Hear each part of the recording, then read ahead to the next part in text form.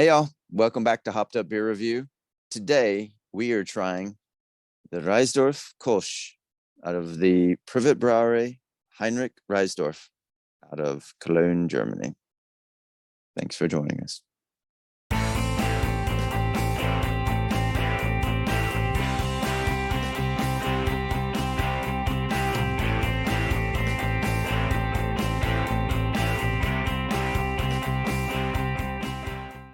Hey everybody, welcome to Hopped Up Beer Review, the show where we give you our unprofessional and somewhat biased opinion about the beer we're drinking and reviewing. Definitely appreciate you guys checking us out and continuing to check us out if you've been here before. Be sure to like, subscribe, and cheers that notification bell, as well as check us out on social media. Links are below in the description. Come say hey on Discord. We would love to chat you up there, especially Andy. He likes to chat on the chat rooms. He's an old school chat room guy for sure. The AOL chat rooms. Exactly. Those were the days, weren't they? I've got Andy in the Still attic. have free discs. I've got Andy in the attic creeping in the chat rooms. I've got Jay. What are we drinking today, gentlemen? I mean Andy. This guy. Oh, it sounds too Germany. The Reissdorf Kölsch. There's an echo From in the here. Privat-Brauerei Heinrich Reissdorf out of Cologne, Germany. It's a Kölsch, so it's like Cologne, Germany. I use my little G.I. Joe, man. And I'm using my German bottle opener and sealer. Dan from FLX Beer Reviews recommended this, so you guys haven't checked out FLX Beer Reviews, Dan and Mike do a great job. Go check out some of their videos. We'll put a link down in the description for them.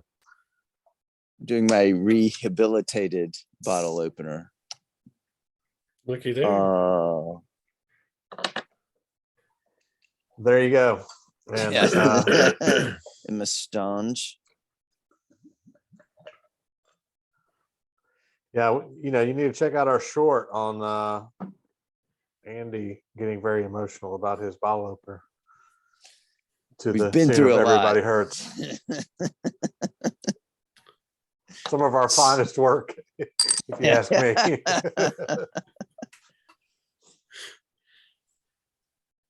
It smells Kölschi. We've had that word before. Great. Cheers, Great. mates. This video is off to a fantastic start. Cheers, mates.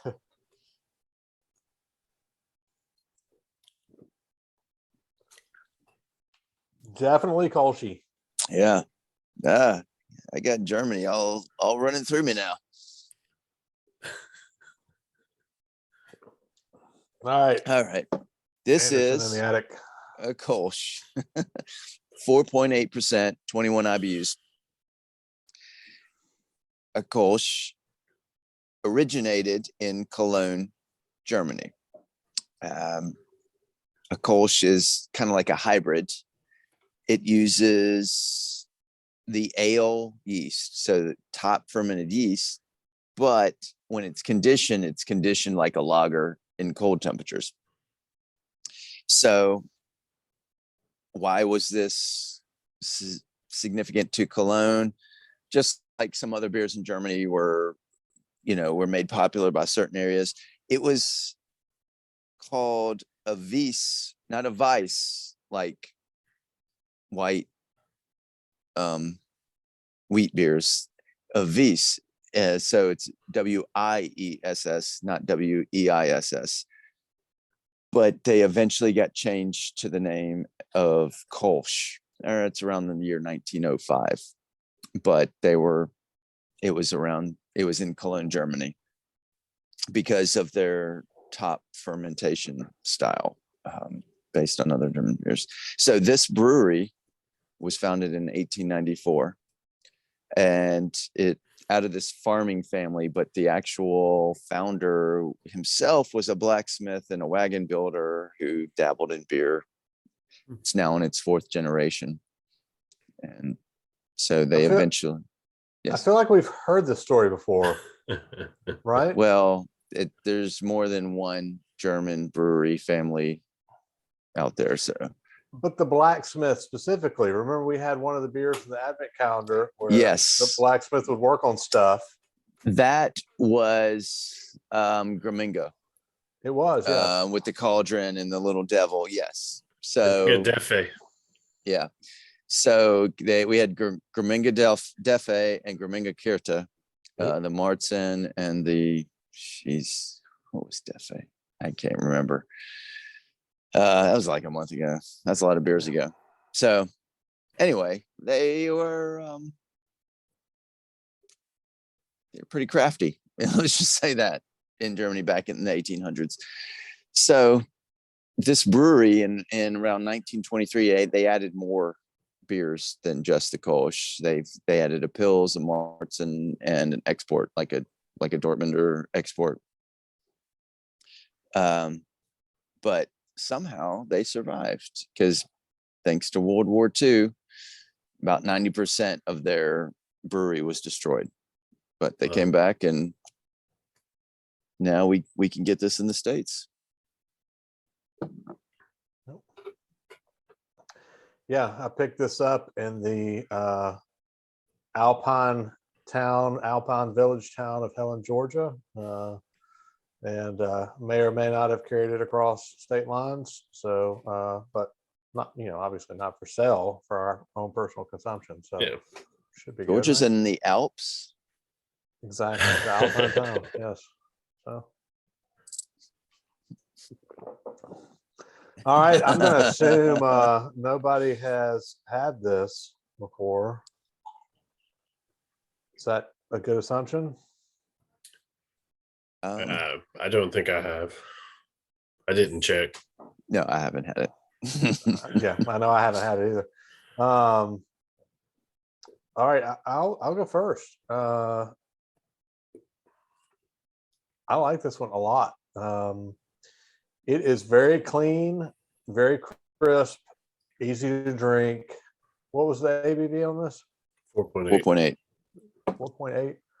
Yeah, I mean, all around a light beer. I mean, it's based on the German Kolsches we also had in the Brewers Advent calendar. I keep pointing back here like it's still back here. It's not anymore. Obviously, the box is We gone. did not have any Kolsches in the Brewers We Advent didn't? calendar. Nope. We've had multiple Kolsches pre-Brewers Advent calendar. I'm thinking of the. We mainly had American Kolsches. Have we had any German Kolsches? We have. Wow. Okay. Well, anyway, You're very unprofessional. You know what? You know what I'm thinking of though? I'm thinking of there was a beer in the German in the Advent calendar that I came up with the word Kolschi.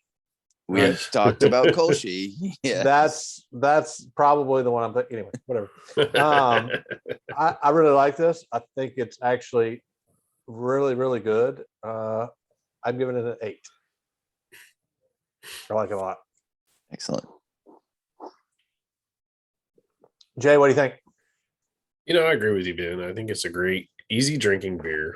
Lower ABV. I almost even want to say crushable, even though it's a Kolsch. I've gotten to where I really like Kolsch's over the last couple of years. Sometimes you can find a Kolsch that's a little bitter or something, but this one, no, it's good. It's easy. It's crisp. It's light. I agree with you. It's an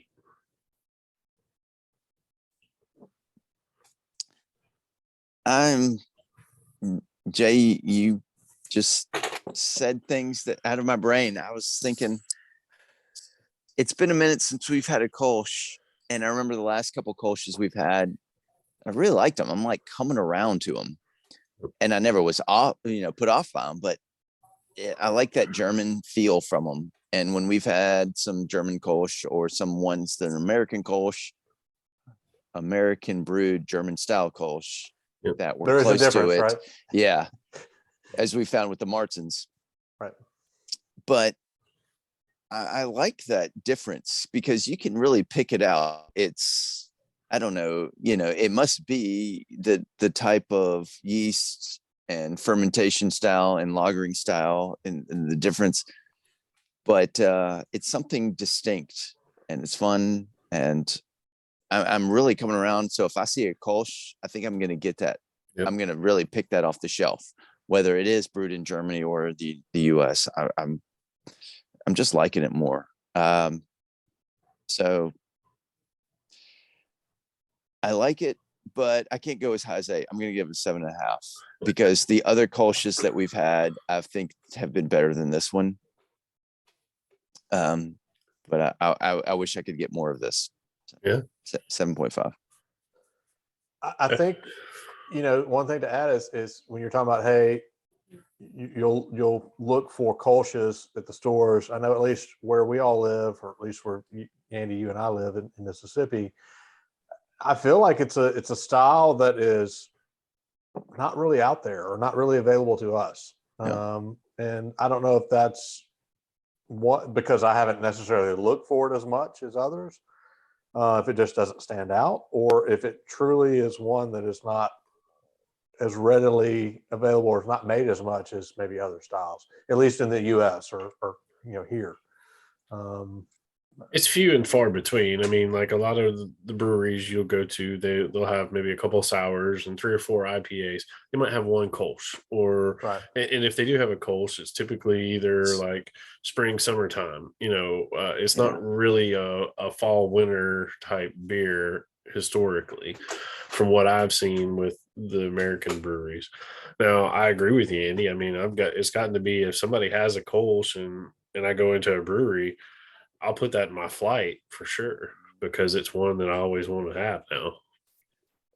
It's neat about this. It's only 4.8%, but when you taste it, it's got such depth to it. It's complexity. Yeah, it's like it tastes full, and there's so much there to it. It's not just some light beer that's 4.8%. It feels like you're getting more out of this beer than just an alcohol content.